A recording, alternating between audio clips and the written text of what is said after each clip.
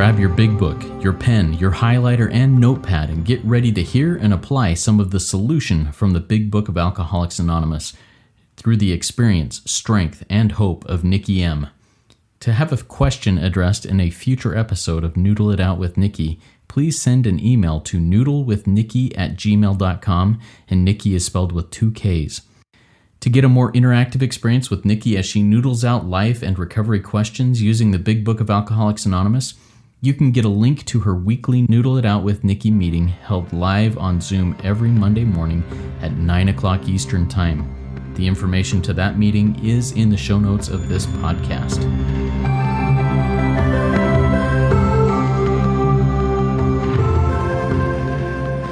God morning, God afternoon, and God evening to all. My name is Justin B., and I am a son of an all-powerful and all-loving God and a qualifying addict of multiple fellowships, living in the miracle of recovery. And I'm here with the intelligent agent, spearhead of God's ever-advancing creation, and my co-host, Nikki M. Nikki, please take a minute and say hi. Introduce yourself. Hi, everybody. My name is Nikki M., and I'm a grateful member of this podcast, of this fellowship, Rico 12, of Noodle It Out with Nikki, of the Big Book sponsorship family, of all 12-step rooms. And I'm just grateful. I'm in a little bit of a low spot today, Justin, and I'm just grateful to sit at the table with you and know that I'm not alone, and that, this podcast, I get lots of feedback that it helps people. So even in this low spot, I'm just grateful to know that I have purpose. And if you didn't know, you do too. Thank you, Nikki. Yes, there's you and I spend a little bit of time before we hit record talking about what's going on in our lives, and there's a lot of stuff that is hard. But as we prayed into this, we're giving our will and our lives over to the care of God as we understand God and seeing where He takes us. I trust that there will be an adventurous road ahead. All right, let's get into Noodle It Out with Nikki. This is an exercise, a dive into answering questions that come to us in daily life, the questions, the challenges, the victories even sometimes that come to us in daily life, and we take them into the Big Book and just dive into that to see what answers God gave to Bill Wilson and those first 100 as he wrote this book to help us in our lives. And I've really appreciated going through this, and I continue to appreciate going through this with you, Nikki. This week, you sent me a message from somebody that reached out to you, and you said, "Hey, let's talk about this." So the question this week that we're going to be addressing is, what does complete abstinence look like in sex and love addiction according to the book? So Nikki, as we dive into that, I've got some things that I'd like to share also, but tell me what your take and what your understanding is on this. Well, that's a great question. And so just a little background, if I can remember, because I get so many random numbers from around the world on my WhatsApp, right? So I couldn't go back and even listen to the voice note that went with the question. But I know I want to give a little history here, because it was like her sponsor she's from AA. This is it. She's from AA, and she didn't know what to tell her sponsee, because she's a sponsor in AA. So she knows what complete abstinence looks like. You just don't drink. You just don't use drugs if you're in any of the drug anonymouses. But what does it look like, complete abstinences? And she was going to tell her, I can't remember if she was a sponsor, the sponsor, tell them to stop, no contact. Like, don't see that person. That's recovery. And I was like, what page is that on? So let's get out our big book and say because I'll introduce myself too. Hi, I'm Nikki M, and I am a sex and love addict. That's what brought me in. I'm Al-Anon. I'm a codependent. Basically, any human on the earth that I can manipulate, manage, murder, I'll take. Okay. So complete abstinent, what does that look like? Well, I always say this in Sex and Love Anonymous, page 102. This is what it looks like. Your job is to be at a place where you are maximum helpfulness. So you really got to dive deep. Is it helpful what you're doing?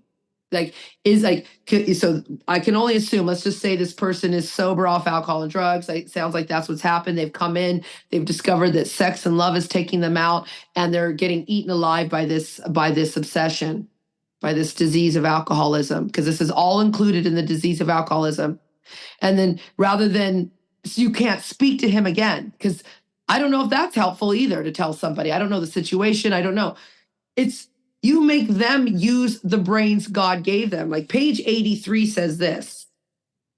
I think it's on page 83. Oh no, it's page 86. Let me get there. My brain is not working because I'm in that dark spot, and this is light to be here at the table. Page 86 says, for after all, God gave us brains to use. Let's just sit there for a second.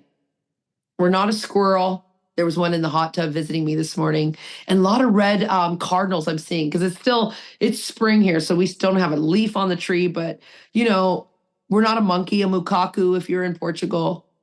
We are humans.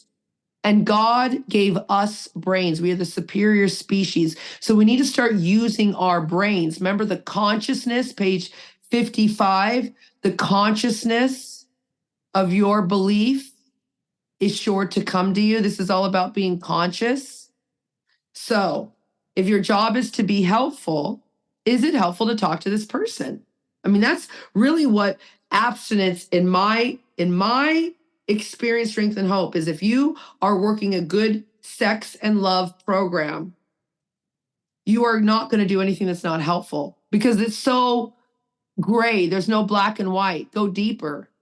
What does complete abstinence in food addiction look like? You see, like some of it's like you can never eat anything sugary or white again. Let's say no, white ain't right. You can't do anything with white, no carbs, no sugar.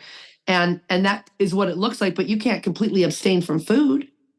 And I don't know. I know there's somebody in Toronto. She's a doctor and she's in 12-step and she hasn't had like no sugar, one of these hardcore, like in 6 years. That means you're never having a piece of birthday cake. You're never accidentally having a bite of grandbaby's cake. Fine.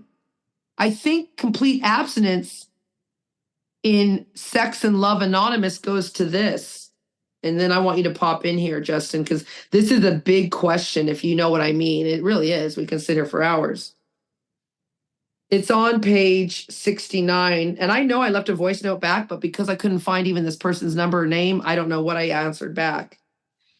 But it says here, in meditation, we ask God, this is on page 69, and God is the properly appointed authority, what we should do about each specific matter. So if you're a sponsor and listening and you're telling your sponsee, go no contact, don't ever contact them again. I can't sponsor you if you talk to this person. You see, like people say those things, Justin, and I don't know how helpful that is, because we're not giving the sponsee, the person who's struggling and sick, the opportunity to use the brains they have that God gave them to use.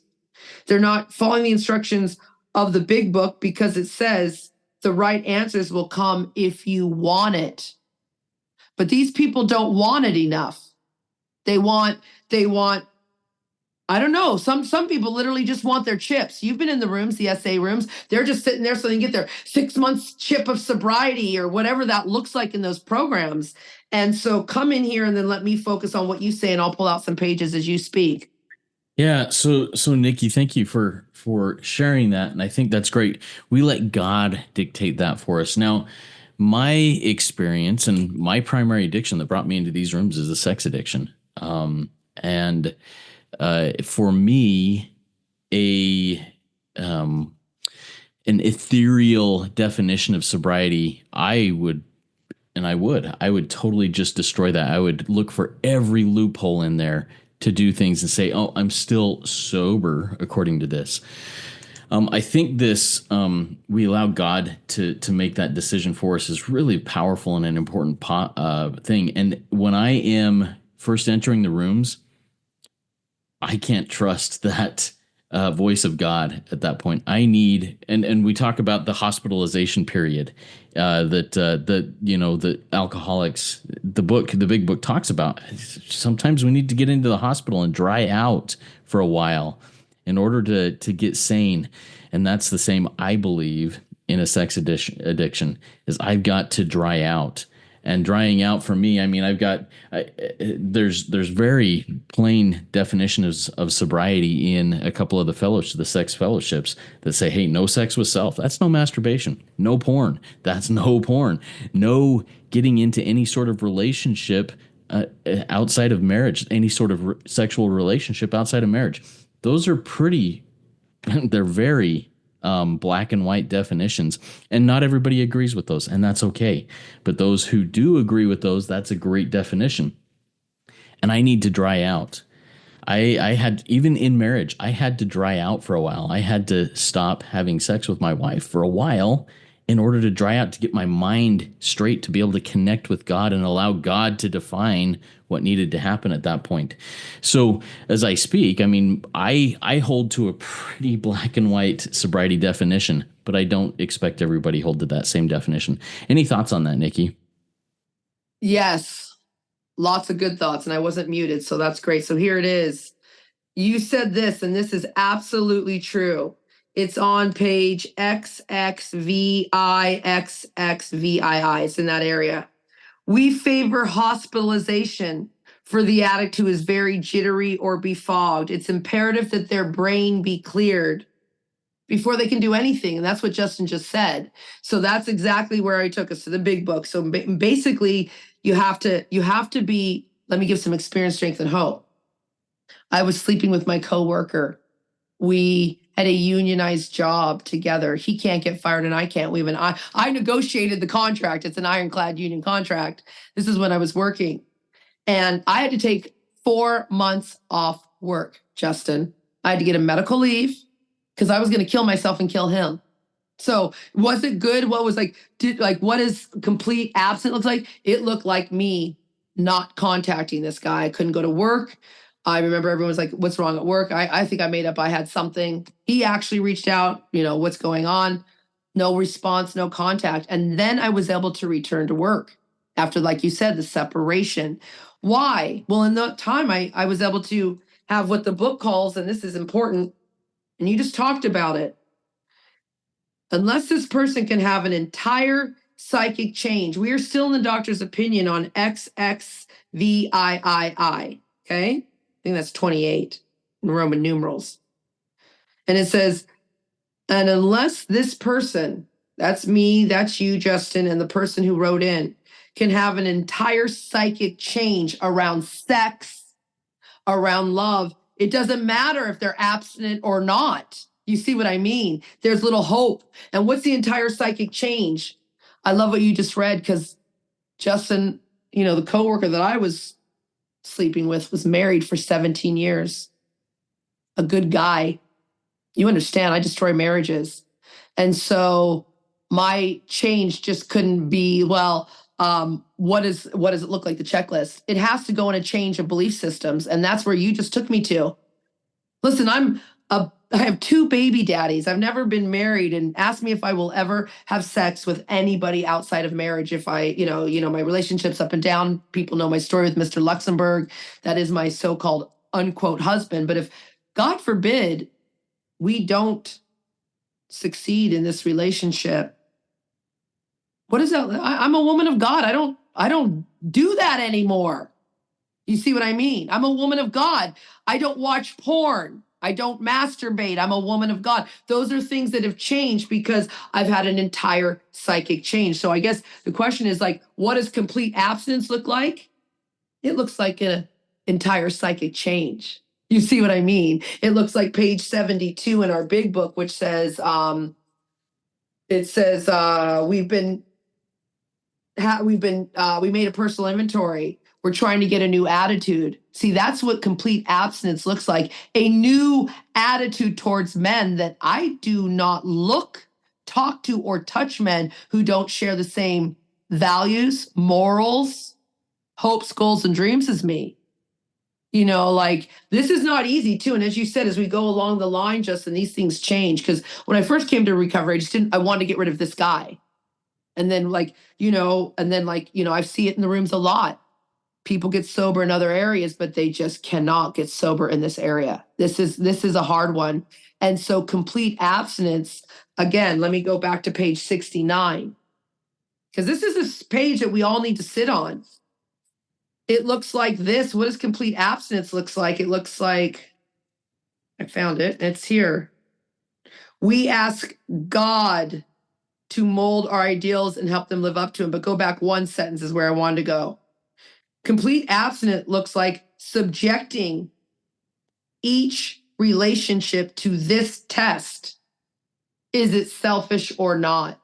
That's radical too, right, Justin? So let me go deep on this thought. So I'm gonna, even with my current situation, it's been up and down. That's a whole nother podcast and a book. I don't know who's gonna play me in the movie version.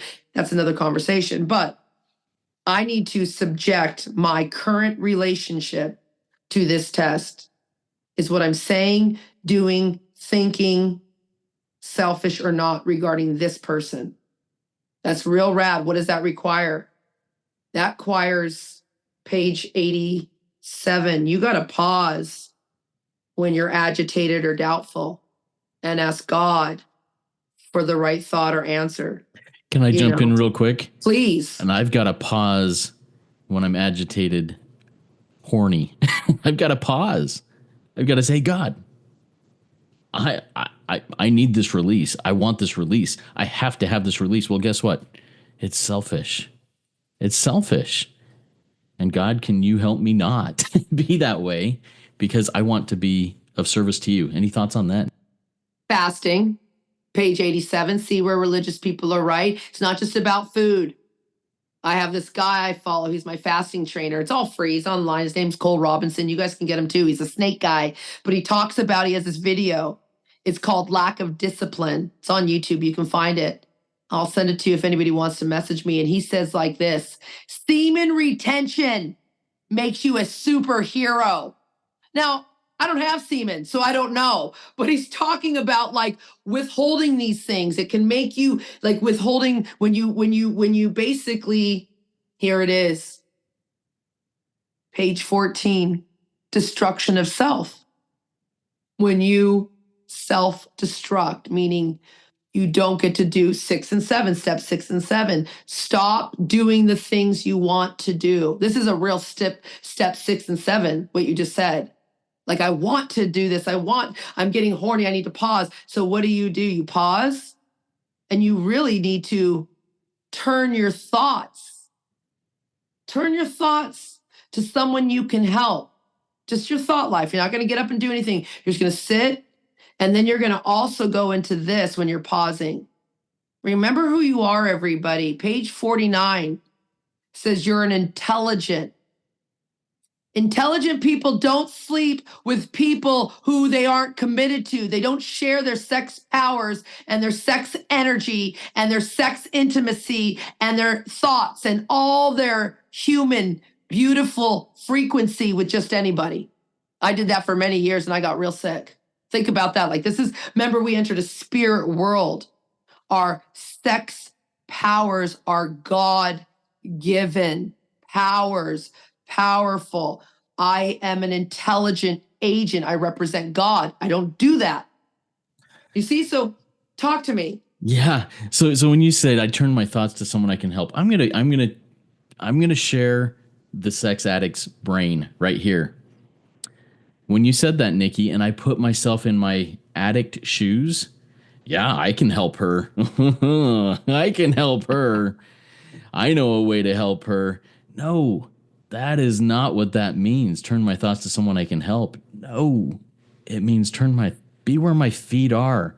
If I'm in a committed relationship, which I am with my wife, I turn my thoughts to helping her, not to helping that woman that I just saw, and my mind went to right to bed with her. That is not how I need to be helpful. Can I read a paragraph from literature from the essay book real quick, and then I'll have you tie it back to the big book. Okay, this is from The Problem, page 203 of the White Book. Our habit, our sexual addiction, made true intimacy impossible. We could never know real union with another because we were addicted to the unreal. We went for the chemistry, the connection that had the magic, because it bypassed intimacy and true union. Fantasy corrupted the real. Lust killed love. And that is that so defines my experience in my life. Lust killed love. Fantasy destroyed, corrupted the real. Any thoughts? How can we tie that into big book language Okay, here? well, here it says a fantasy. When I hear words, Justin, that's all I can hear. I know the word fantasy is on page 559. So it says, above all, we reject fantasizing and accept reality. See, that's huge. If you start doing that, just accepting reality, this is the great reality. I heard page 130 is what I heard when you were speaking. I wrote down the page numbers.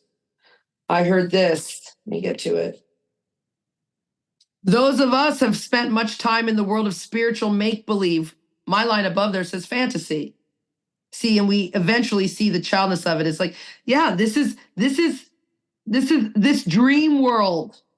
That's a dream world, a fantasy world. It's been replaced by a great sense of purpose. And it's not, ha ha ha, let me make her feel real good. It's more like, I'm a man of God. I need to show up for my family and God first and foremost. This is so radical because it says down here, let me read it line by line, accompanied by a growing consciousness. Consciousness, you're awake, you're aware. I don't know if it was this podcast or our roundtable where I said, if you stop breathing after 4 minutes, you don't die, you lose consciousness. That means we're not just breathing in air, we're breathing in God consciousness. So you need to be accompanied by the consciousness of this power. And it's right here. You talk about it all the time, Justin. We have come to believe. So that means Justin and I are 100% convinced that capital H he would like us to keep our head in the clouds with God, but that our feet, you always say, keep your feet right where they are, be firmly planted on the earth. And if they're firmly planted on the earth, that means that they're not even raised up a little bit. So you could bend over and do the things that you do with the people you're not supposed to do with. Firmly planted means the heel, the toe is on the ground. It's not lifted up to make any kind of weird movements with somebody else. And we got our head in the clouds going, I'm an intelligent agent spearhead. And these are the realities for us. So, Justin, today on Noodle meeting, we did this. And let me see what time we're at. And I'll read this and then maybe you can pray us out. We're almost done. Yeah. I'm just going to slowly read the characteristics of a sex and love addict so people can hear this and then you just, end us out. I love the prayer you started us with, but this is a kind of a mismatch of a podcast. I hope we answered your questions, but here it is. What does complete abstinence looks like? It looks like the opposite of what I'm going to read. How about that? Okay. This is exactly what it looks like. It looks the opposite of this. So if you're completely abstinent, you are not doing any of these things. Number one, you have few healthy boundaries and you become sexually involved and or emotionally attached to people without knowing them. Number two, fearing abandonment and loneliness, we stay in and return to painful, destructive relationships, concealing our dependency needs from ourselves and others, growing more isolated and alienated from friends and loved ones, ourselves and God. Number three, fearing emotional and or sexual deprivation. We compulsively pursue and involve ourselves in one relationship after another, sometimes having more than one sexual or emotional liaison at a time. 4, we confuse love with neediness, physical and sexual attraction, pity, and or the need to rescue or be rescued. 5, we feel empty and incomplete when we are alone. Even though we fear intimacy and commitment, we continually search for relationships and sexual contacts. 6, we sexualize stress, guilt, loneliness, anger, shame, fear, and envy. We use sex and emotional dependency as substitutes for nurturing care and support. 7, we use sex and emotional involvement to manipulate and control others. 8, we become immobilized by or seriously distracted by romantic or sexual obsessions and fantasies. 9, we avoid responsibility for ourselves by attaching ourselves to people who are emotionally unavailable. 7, we stay enslaved to emotional dependency, romantic intrigue, or compulsive sexual activities. 11, to avoid feeling vulnerable, we may retreat from all intimate involvement, mistaking sexual and emotional anorexia for recovery. And 12, I do this to my children. I've even done it to Justin, and I'm like, what? You're not perfect? I assign magical, mystical qualities to others. I idealize and pursue them, even if it's not sexually. It'll be like, you got to help me with this podcast, Justin. But meanwhile, he's got another life. And then I blame people, the entire world, for not fulfilling my fantasies and expectations. Like, I will do it to everybody and everyone. So this, if you are living like this, you are not in complete abstinence. Complete abstinence is living the opposite of all of this. Nikki, I really appreciate you reading through those. As I was listening to them, I was like, each one of those, is this selfish, self-centered? Yes. The way you read it, absolutely. Each one of those is selfish, self-centered. I need to fit myself to be of maximum usefulness to God and my fellows. I need to be out of selfishness, self-centeredness. I need to be out there to help. And like I said, it's not to help her feel better or to help him feel better, Oh, he looks down, I'm going to help him feel better. I can do that real quick. It's not to do that. That's the addict brain screaming, not just whispering, screaming, saying that's selfish right there. Anyways, Nikki, thank you so much for sitting down and going through this with me. It's been very helpful for me, and I think it'll be very helpful for a lot of people. Everybody, get out of selfishness, get out of self-centeredness, get into helpfulness and what God decides for you is a healthy sex life. And keep coming back. It works when I work it, so work it. You are worth it.